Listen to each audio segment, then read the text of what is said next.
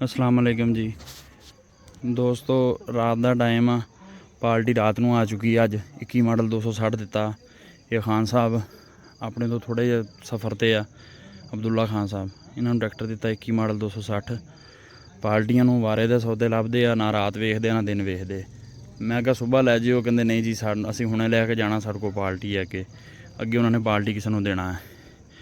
अलहमदुलिल्लाह काम करते पे, ना रात ना दिन, 24 घंटे चलदा सिस्टम।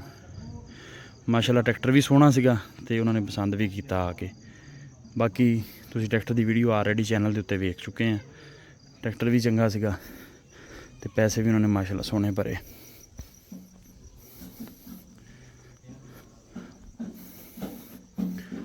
ढक्कने का थोड़ा जिहा टाइट लगदा।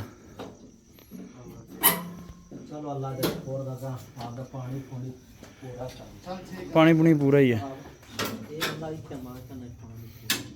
कर ला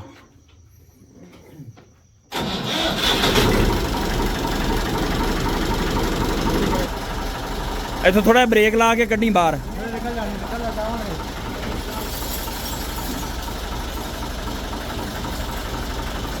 चलो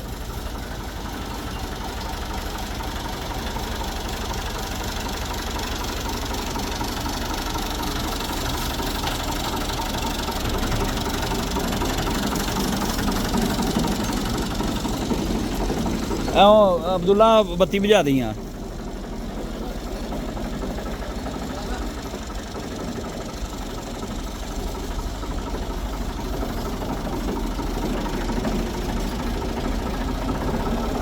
लो जी माशाअल्लाह ट्रैक्टर रुखसत हो गया जी। मम्मी किधरे शादी ते सीगा, इन्होंने शादी तो मैनू बुलाया कि ट्रैक्टर असीं हुणे लैके जाना। अलहमदुलिल्लाह जी।